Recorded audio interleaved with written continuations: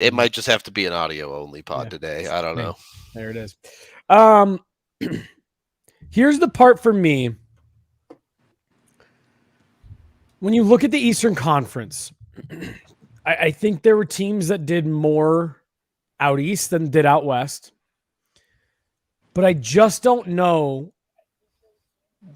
Even Ottawa, who I think has, in my opinion, maybe had the best offseason so far in terms of improving their team.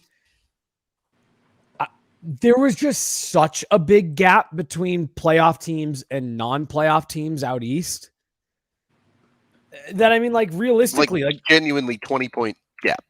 Right. Like, I don't know. Can you do enough to improve any of these teams out east to make up a 20-point gap? And that's between the next closest guy, or excuse me, the next closest team. Like, they weren't necessarily like knocking on the door. You know what I mean? Yeah, right. Like, the amount of ground you would have to get better by is so significant that you already mentioned Ottawa. You look at some of these other teams, the teams that decided, you know what, we're ready to make that push, had to go out and do 5, 6, 7 different things to really feel like they could make the jump. Yeah. Yeah. I mean, and again, I'm trying to think of if there's any team that got like demonstrably worse. Boston feels in a weird spot just because of their old guys, right? Yeah. But, yeah, that's a good call. Washington, I think they got better in net. Yep. Toronto is Toronto. Tampa, like we were just saying, is still going to be up there. Like, I just, even with the moves that Columbus made, even with the moves that Ottawa made, that's a huge gap to try to bridge. Okay, it looks like YouTube is working now. So hello, YouTube. How you doing? Now that you're here, we have a bunch of new amazing shirts to show all of you. Dude, I hadn't seen some of these. Me either. I had not seen some. So take a look here. Look at these sexy beasts. Dude, incredible. They're so good. I honestly, the stickers might be my favorite part, but it's a good call for the people who didn't get the Naz shirt. Exactly. It's the play on the foot is just outstanding. It's beautiful. Obviously, if you didn't get in the first round of our Cup champion merch, you can get in on some of these now because any merch with a Stanley Cup on it, pretty cool. Yeah, pretty cool. That's all I'm saying. That's all I'm saying about it. Obviously, you can go get the shirts right now at the DNVR locker. The sticker packs as well. Head on over there, check it all out. Amazing stuff. I cannot give D-Line enough credit because the shirts he makes are just bangers 10 times out of 10 every time. those cup ones, maybe those are up there. Those might be some of my favorites that he's ever done. It's real good. It's real good. Real hard to argue with some of those. Okay. I guess we can get into like the individual teams. Yeah, well, we talked about who's the worst, and it's like, well, some teams got worse, but it didn't feel like anyone really truly blew it up. Let's go the opposite. Who was the best, and why is it Ottawa? I mean, like, honestly, there's 2 or 3 teams out east that I think have had really good off seasons so far, have made really smart moves. But like, I don't think there's any team in the NHL that, as much as I was just saying, I don't know if it's enough to make up 20, 25 points in the standings. I don't know if there's any team that has improved their roster as much as Ottawa has. I mean, in the last several years, DeBrincat, Giroux, I mean, huge upgrades up front. Yep. And the Giroux deal, like, by the time free agency hit, everyone kind of knew it was coming. But it's not just what they added. It's also the savvy deals. They got out from Matt Murray's contract and replaced him with Cam Talbot. And Cam Talbot's not a world beater or anything, but that's a solid NHL goaltender that they're not wildly overpaying. Legitimate upgrade. Yeah. So it's hard to argue with the business they've done and how effective it is. The big tweet, obviously, that's been circling was organizing their top 6 forwards, and every time you look at that tweet, everyone just goes, "Oh, that's pretty good." Yeah, not bad. Isn't it interesting how, excuse me, now kind of in this last decade, the 2 GMs that were both kind of looked at as like the butt of the joke Yep.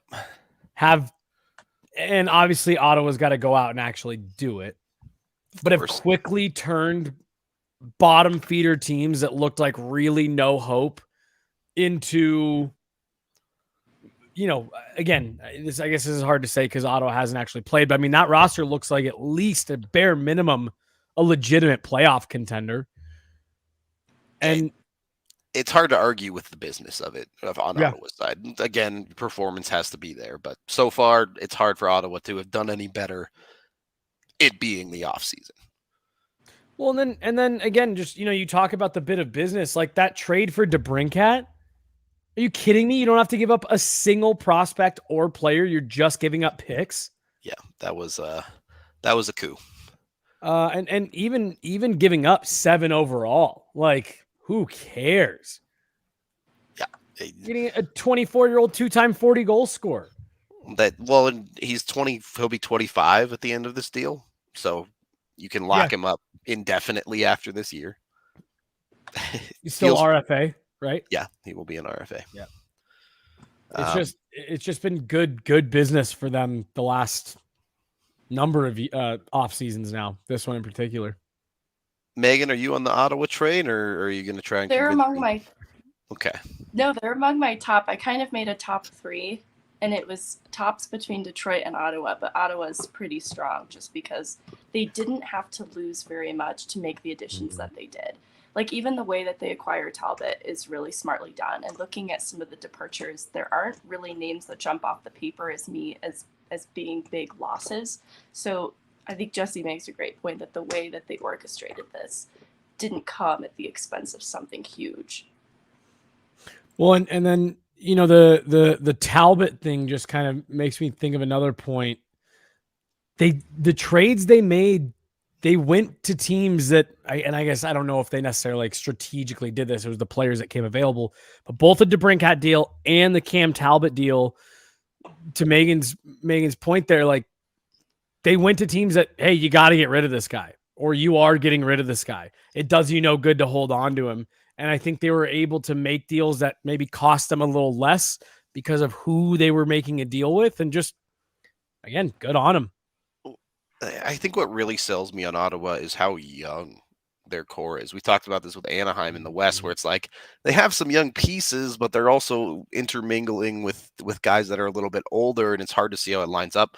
Granted, Claude Giroux's a little bit older, but you look at their core and you go, Brady Tkachuk's 22, Josh Norris is 23, DeBrincat now is 24, as is Drake Batherson. You also have down the list a little bit, Thomas Chabot on the back end at 25, Eric Brandstrom there at 22, Tim Stützle is just 20 on the forward side. It's so many guys that you're saying 25 and under that you're looking at being together for a significant portion of the next half decade. Yeah. So, yeah. And it is always one of those things where, like, the players have to pop, right? That's something that the Avs dealt with for a decade, where it's like you have all these young players, they got to get there. But with the way that Ottawa has put things together, you got to be feeling good about them. Meghan, I'm curious who your third team was. Let me hold on. It was Columbus was the third. Okay. And it's not in the same bracket necessarily as Ottawa and Detroit, but I did think Columbus deserves some credit for the big move that they made with Gaudreau. Yeah. And we'll talk about both Detroit and Columbus in just a second here, but we are brought to you by DraftKings Sportsbook. You can go over there, sign up with a new account, use the DNVR code when you sign up, and you get up to $1,000 bonus. They'll match your sign-up bonus, however much you deposit, up to $1,000 right now when you use that DNVR code. So you can go bet on anything your heart desires, whether it be NHL futures or what's going on in baseball right now, or ultimate frisbee leagues. I saw snooker is apparently back, which I don't understand the snooker schedule, but feels like every other week there's some crazy tournament going on in snooker. So if you know anything about that pool game, is snooker pool or is that billiards, or what's the difference? I don't actually know. I've never even heard of snooker, so you're teaching me I don't something know right what now. snooker is. Okay, so I thought it's snooker was a person. Yeah, snooker, that's I thought you were going with that too. snooker is that pool game where there's like all the red balls, if you've ever seen that. It's played on like the super extra large pool table. So they're like huge compared to like an 8-ball table. Jesse's going to Google it right now. I'm looking this up. This is what happens when you bet on DraftKings Sportsbook. Is sports Whoa! like that come up. Yeah. The table's huge. Yeah, I told you. Anyway, if you want to bet on that, or sports you actually know things about, DraftKings Sportsbook is the place. Use code DNVR when you sign up. Must be 21 or older. Colorado only. Other terms, restrictions, and conditions apply. See DraftKings.com/sportsbook for details. Of course, if you have a gambling problem, call 1-800-522-4700. We're also brought to you by Breckenridge Brewery, the official beer of DNVR. You can go get some at your local liquor store right now. Highly recommend. And I don't want to oversell it, but sometime in the next month and a half, 2 months, the bar will be back open.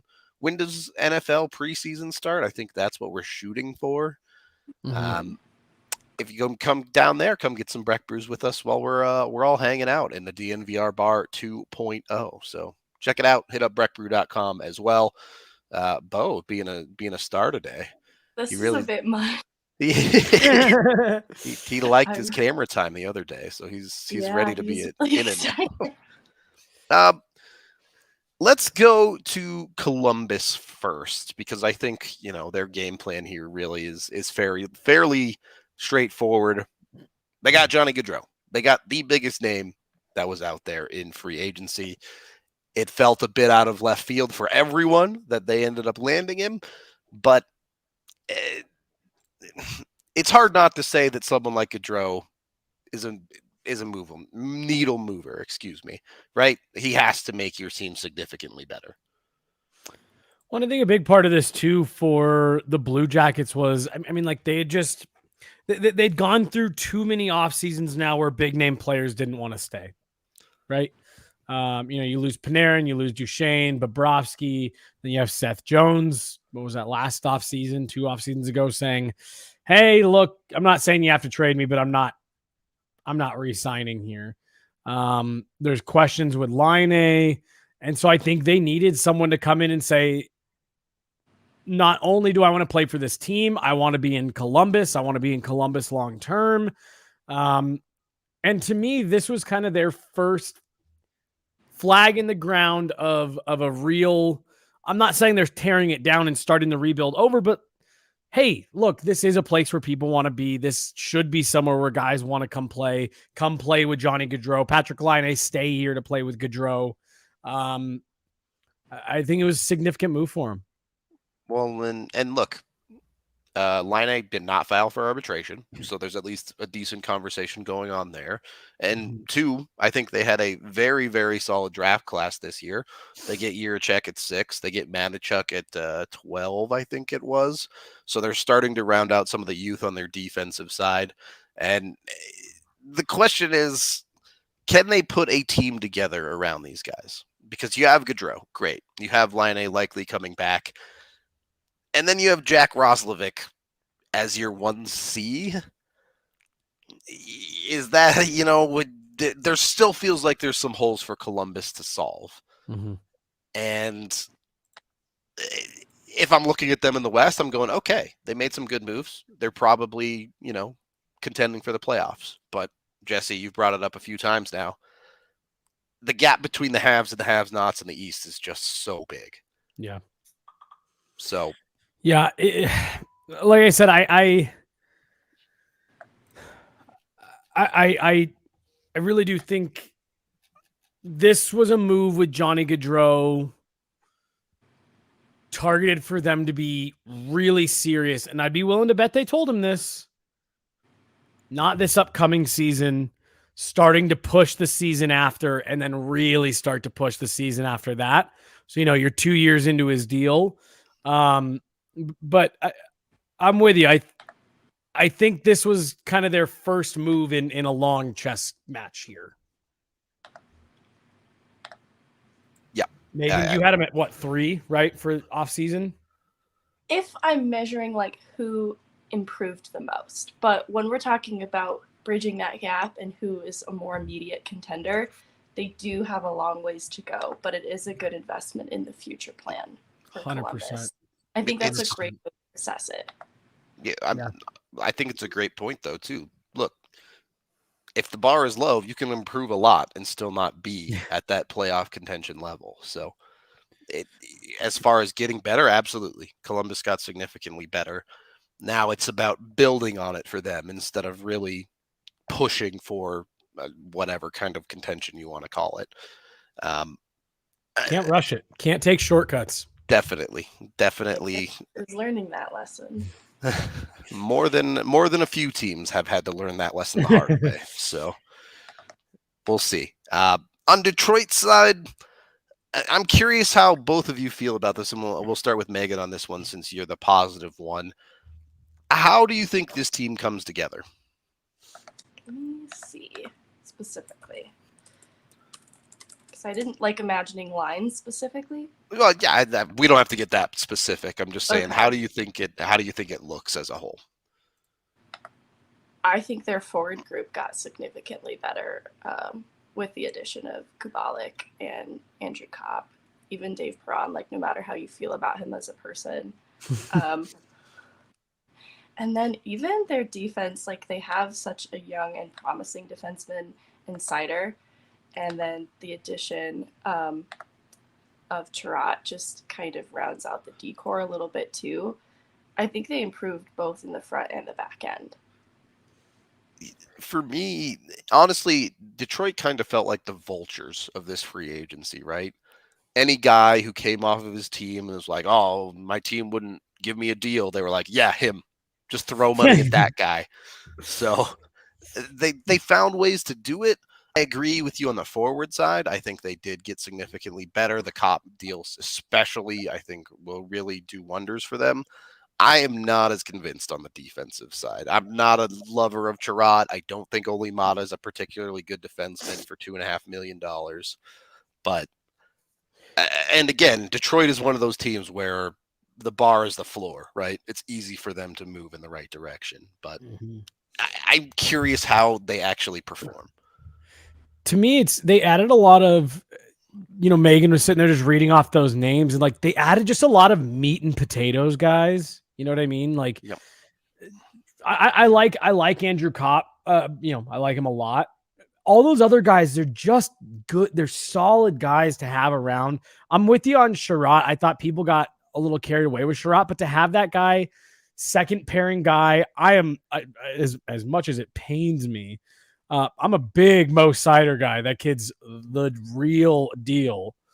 So I think they added a lot of good guys that will build around. I don't think they added any centerpieces, but they added just so many good quality guys that I'm with you guys. They especially on the forward side, they move things in the right direction. Ville Husso, I think it's going to be an interesting one because I still don't think this is a playoff team. So what does he do for you? Does he move the needle in any significant way? Can he play at a level that maybe gets the Red Wings in the playoff conversation? I do like a lot of their moves, and I think what both of you guys said, like they improved their offense with a bunch of guys who were kind of getting the shaft from their current team. And for what it's worth, potentially not done. They have $10.5 million left to spend. They do need to sign Filip Zadina, but he won't take up that much of that cap space. And look, we're breaking all of this down. We said the same thing over the West. Yeah, it's been long enough that teams have made significant moves, but we're still expecting that second wave of signings to come any day now. Mm-hmm. So we may have to reassess some of these teams by the end of the week. We'll just have to see. the part that's interesting to me for Detroit is they do feel stuck in that middle sense where they're trying to come out of the rebuild, but they don't really have a ton of pick capital left. So I do think they fall into one of those teams where they need to start seeing some prospect graduations, right? Obviously, they got Marco Casper this year, a couple of other guys down the line for them. Joe Veleno still has kind of been a tweener. We'll see exactly how that looks for them. But they've taken a hockey team that, 5-6 years ago was extremely old, and they've went through the dark period, and they're starting to come out of it now. So, well, the other thing I like with some of their moves, and Megan, you were going to say something a minute ago, and I kind of cut you off. These are some decent deadline,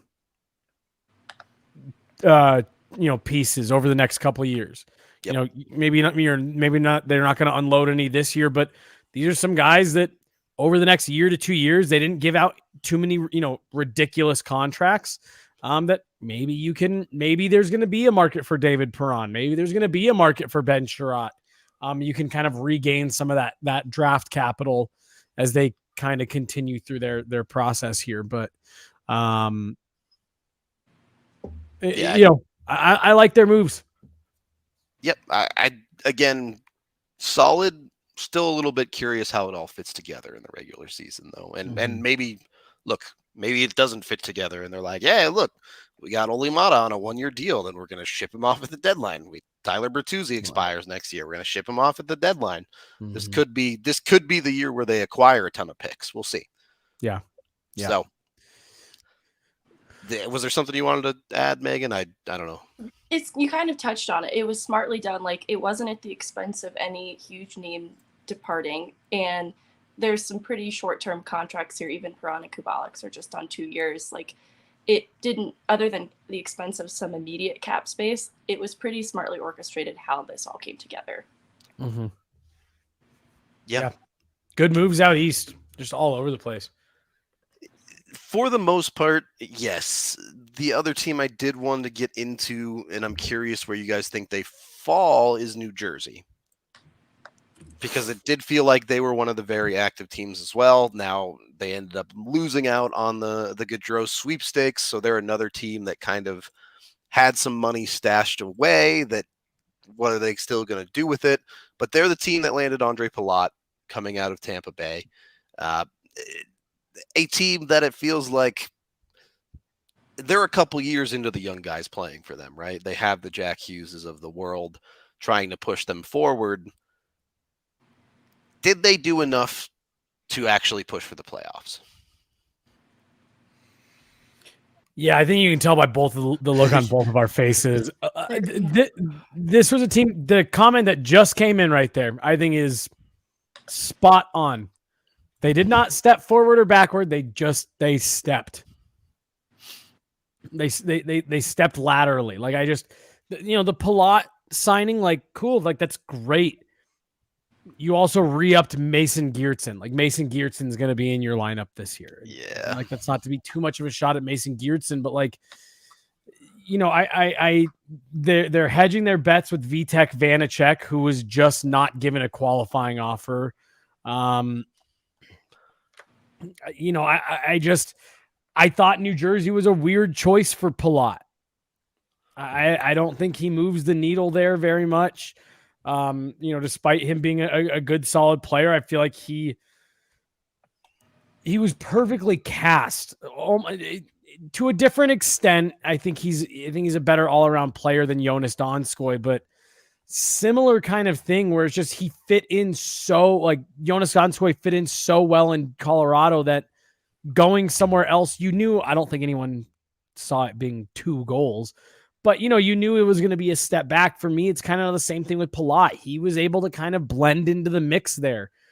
He really fit their play style well. This is a team that I still think has big problems on defense. That they've got a good, right side. They did end John Marino, yeah. And they've got Dougie Hamilton. Like they've got a fine right side.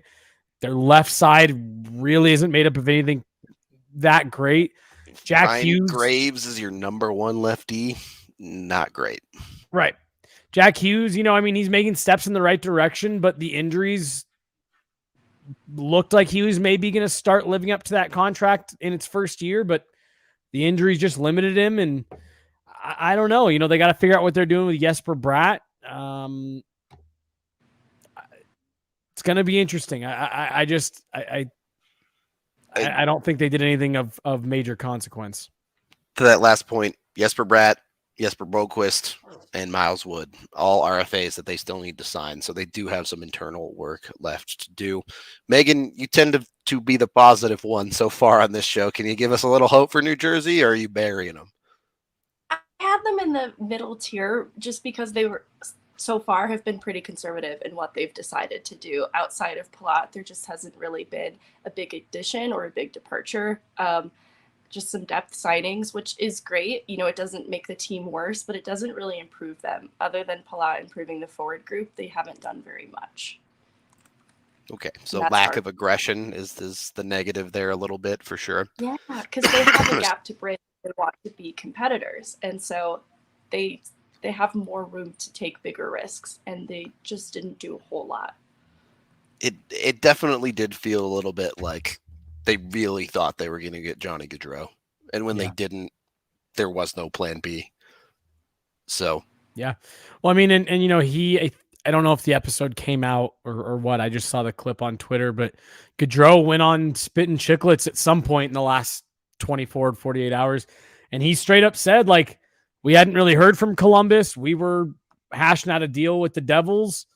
And then Jarmo Kekalainen called back, and I basically he said that he told his agent, yeah, drop everything you're doing, get that deal done. That's where I want to go. So I think you're right. I think they were banking on a big injection of skill to play next to Jack Hughes, and whoops.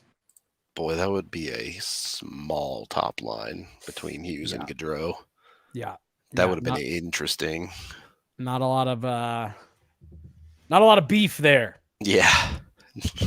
All right. We are brought to you by FOCO. You can go to FOCO.com right now to get all of your official team merch in Colorado. Obviously, Avs have the cup stuff. They got amazing bobbleheads, but you can also get your Broncos, your Rockies, your Nuggets, all hooked up from FOCO.com. Highly recommend you go check them out. If not for nothing else, just like the curiosities, the random memorabilia they have is kind of wild. They have all sorts of cool stuff over there. They're the ones who did the out of 200 Joe Sakic bobblehead. So hope you got in on that limited time offer from them. But a bunch of other amazing stuff too at FOCO.com. And of course, also brought to you by Sexy Pizza. You can go on over to one of their 5 locations in the Denver metro area. Absolutely delicious stuff. Look, I'm a simple guy. I just like a little bit of pepperoni on my pizza. It doesn't need to be anything complicated. But if you like the jalapeno cream cheese or they did the the white sauce with some kind of pasta pizza nonsense that I don't even know what's on it. Pesto? Yeah, there was a pesto one. For sure. So they got some wild pizzas. If you look into their philanthropies, which they also sell, and some of the proceeds go to plans and projects in Colorado that help people out. So again, be sure to check out Sexy Pizza. You can order online at sexy.pizza today. Third period of the DNVR Avalanche podcast presented by DraftKings Sportsbook. I asked you who the best teams in free agency were. Now I'm going to simplify it. Who are the best 3 teams in the East today? Ooh. I'm assuming Tampa's still in the top 3 somewhere. Tampa's still my number 1. I still give Carolina some credit too. Carolina, yep. So yeah, it's probably Tampa, Toronto, Carolina are my 3. Okay. In some order. Toronto's such a hard one, right? Because they're such a good hockey team, but they can't get out of the first round. As Meghan's camera is going on an adventure. I don't know why it's when I receive an incoming call, zooms in when it brings it back in. I'm gonna be right. Oh, technology's the best. There's no way Buffalo's top 3.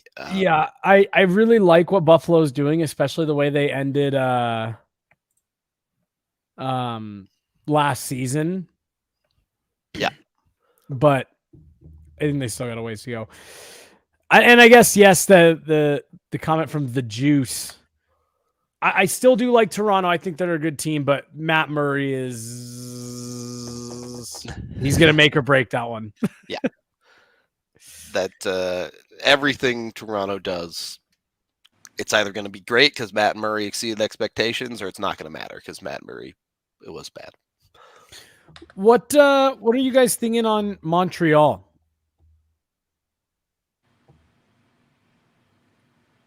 No, don't like it. I Like in terms think of what they're they've gonna- done in free agency, or just or just overall? since the drafts, starting with the Slafkovsky pick to now. Yeah. So like the Slafkovsky pick was interesting, right? Mm-hmm. Because if it were me, I would have taken Shane Wright 10 times out of 10. But then they turn around and go trade for Kirby Dach on the back end of it. So it starts to make a little bit more sense. Yeah. But also, ultimately, I think this is a team that's looking at Connor Bedard this year. Think so? Yeah. Meghan? I have big concerns about goaltending. I don't know Yeah. where that stands for them with Price. And I think Montembeault is a great up-and-coming young goaltender. But that's a lot of pressure to put on him. So I think they're in a good position. I forget the other team we were talking about like this. It might be Columbus, where there are pieces being laid right now to build for a better future, but it's hard for them to be immediately competitive into next season. Yeah. I'll give them one bit where I really thought it was some good business, was finding a way to get out of the Shea Weber deal. Yeah, that was definitely wise. Well, and that one felt like a win-win, right? Because Vegas is like, hell yeah, LTIR. I'll take that. Yeah. And then who did they get, or what did they get in return? Let's find out. I don't remember what it was off the top of my head. I just remember being impressed that they were able to get rid of that Weber deal straight away.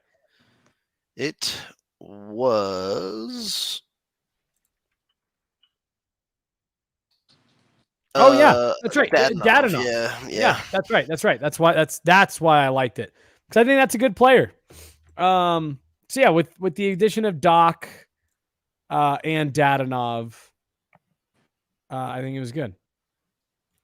All right, I did want to circle back first, Meghan. Your third team. It'll time. Yeah. Little robot-y. I thought I had escaped this one because I was a little torn on my third team.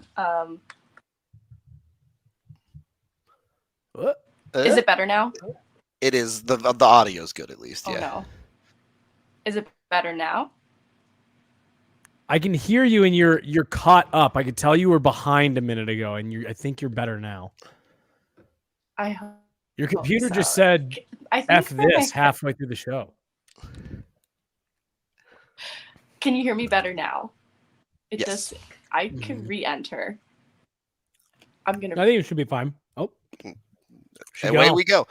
While we're waiting for Meghan, I did want to circle back to Carolina. Obviously, their big steal was getting Max Pacioretty from Vegas for literally nothing. Or actually nothing. Not like the metaphorical, oh, they gave up almost nothing. No, like no. Actually nothing. Impressive work. On the flip side, they also decided they wanted to go out and get Brent Burns. I guess. All right. Yeah. Meghan looks like you're working. If you have Carolina thoughts, go off, but I'm not letting you off the hook for that third team. So the more that I thought about it, I wanted to admit kind of a squirrely answer with Boston. And interesting. It's mostly because of Jim Montgomery at the helm that I really want to be a competitive season for them. But as far as like what they've done in the offseason to change as a team, there's not a lot going on there. So that makes it a little harder for me to justify. But The Montgomery, that's a for huge draft. hire, though. I'm with you. That's a big hire for Boston, in my opinion. I think it's a great point for numerous teams across the league. You know, a lot of the time we tend to get caught up in free agency on this player, that player, this player. A bunch of teams change coaches like a week before free agency. So there's a significant impact on teams and how they're going to play on that front as well. And I think we're all in agreement that, you know, Montgomery and maybe like Barry Trotz were probably the two big coaches out there this offseason. So yeah. No, but I think that's I think that's a good call, Megan, because I think that'll have a bigger impact than people think. Well, you've already seen like underneath some of the positive impact that's coming out there. Jake DeBrusk has said, "I don't want to be traded anymore. I want to stay here in Boston now." So it does feel like internally there are some positives coming out of there. As we mentioned earlier, obviously, what are they going to do with Krejci? What are they going to do with Bergeron? We'll see if they actually bring those guys back or what ends up happening. But Boston already has plenty of pieces in place too, right? You're talking about Pasta and Marchand, and on the back end, they have McAvoy as well as others. So it doesn't feel like it would take a ton for them to be properly competitive. Yeah. Yep. Where are you guys at with Philly? Burn it to the ground. Yeah. Well, he's kind of on the bottom of my list. Above the Islanders, but at the bottom. You're like, I've got several lists here, and Philly's at the bottom of all of them.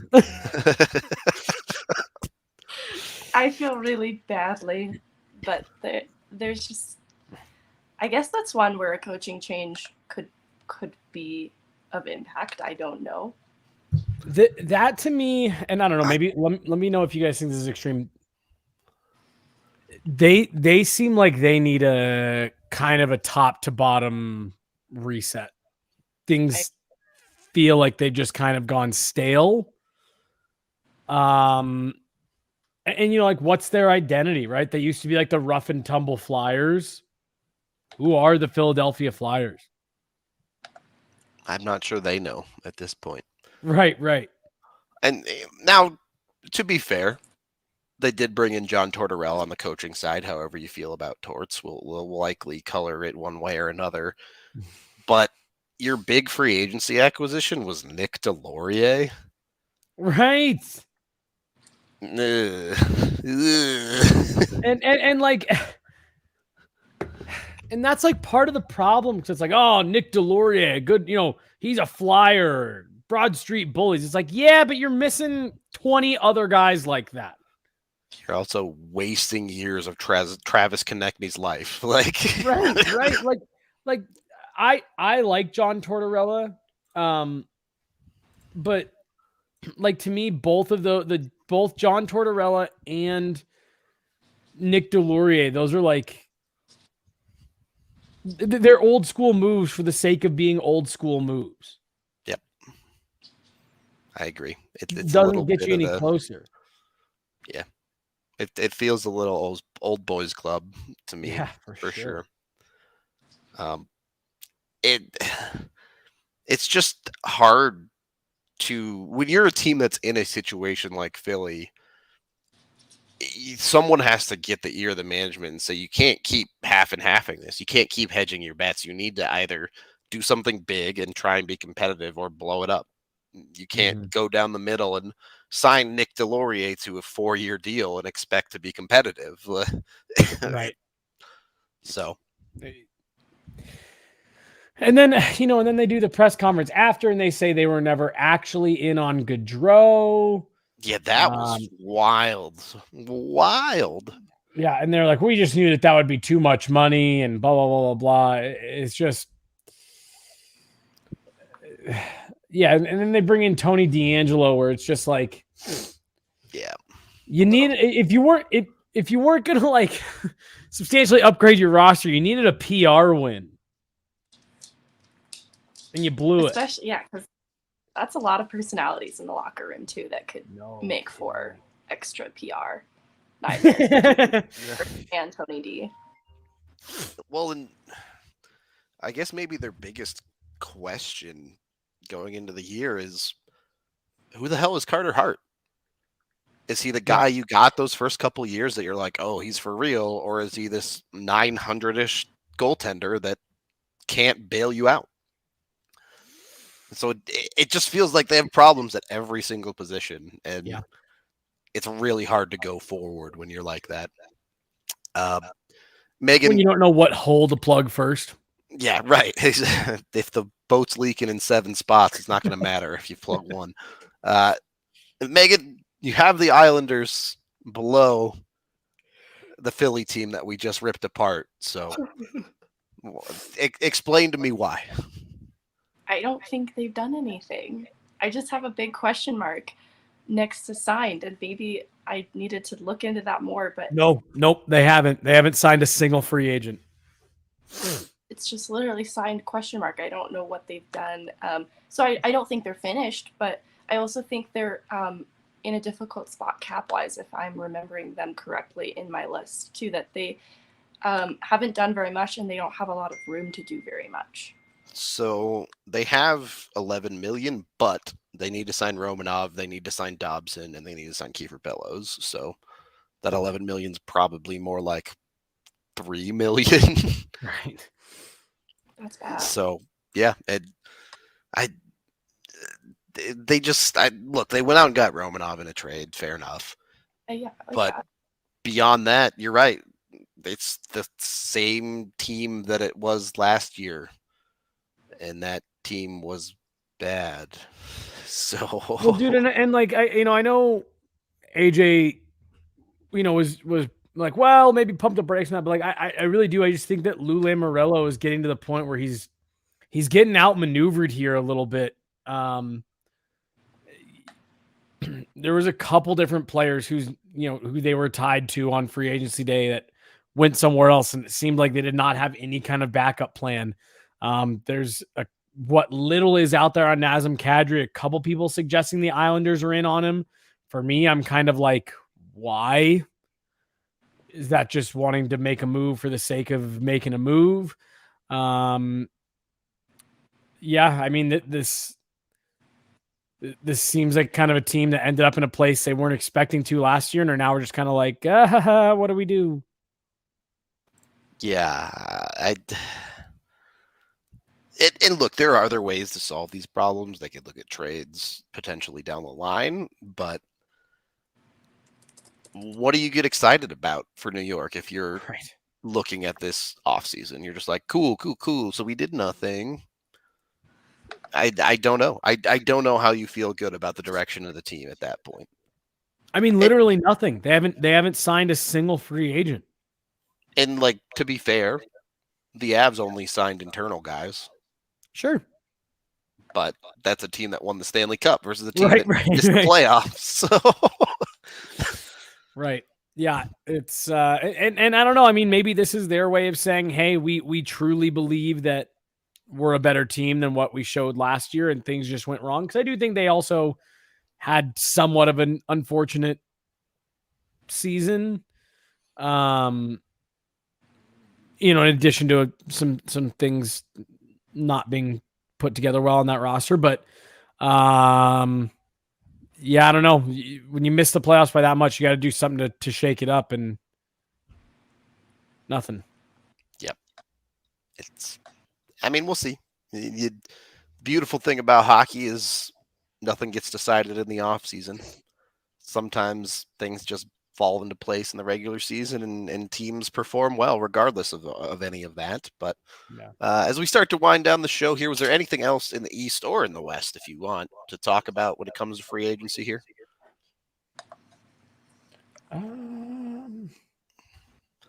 There was a team out West that someone said something earlier. I think it was when we were talking about the Flyers. Nothing that important. No, I'm good. Just waiting for this Kadri stuff. Yeah, and again, we're stuck in this weird room where hopefully sometime this week we're going to have a pod about the rest of the stuff that happens in this free agency, whether that be Kadri or the dominoes that fall behind Kadri, or, any of the decently named defensemen still out there. So And then I guess in light of this one, not really much on this. Apparently, someone went on a radio station earlier and said that it sounds like talks have kind of soured between Calgary and Tkachuk, and that it sounds like maybe there's some traction picking up on a potential trade this week of Matthew Tkachuk, but we'll see. What has happened in Calgary between Yeah. Gaudreau and I mean, Tkachuk? that may be a team that just won the Pacific and may suddenly be shifting to rebuild. Yeah. Like at the drop of a hat. That- Yeah, we talked about Vanacek going to the Devils. And then, yeah, the one, I guess, last thing. Yeah, I like what Washington did. I think Kemper's a good sturdying presence. Wouldn't have gone 5 years, though. Is Calgary like the warning? Is Calgary the alternate dimension Avalanche? Oh no. The team that like was on the upswing, put together a great core, could never get out of the second round, and is now falling apart. What made me think of the parallel is what we've seen in difficulty in convincing players like Giroux to come to Colorado. Like, it's a question mark to us what the selling point wasn't for him, where they fall short. But other than that, I hate to think of the parallels between these two. Well, it's the ultimate cautionary tale, right? About like how you have to keep doing things right. I don't know if they truly thought they could keep Gaudreau, then maybe it's different. If they genuinely thought, based on the conversations, that they were going to be able to hold on to Johnny Gaudreau and it wasn't going to be a problem, but like you're building, and then one thing goes wrong. Just kind of shows you how fragile these house of cards are. Yep, it doesn't take a lot. We do have one super chat here.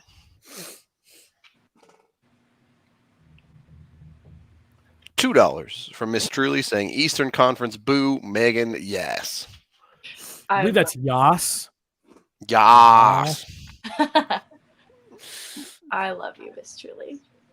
I can't wait for training camp. Yeah, it's weird, very weird spot we're in right now, because it's been long enough that everyone's like, all right, look, we could watch some hockey. I'm ready to watch some actual hockey, but at the same time, we're all sitting here like, come on, Nas, free agency needs to be done. Yeah. Let's get this over with. So that's the way it goes in the off season. Sometimes we're gonna wrap this one up. We appreciate all of y'all hanging out with us. There's one last shot of Bo for you. The cute doggo bringing in all the fans.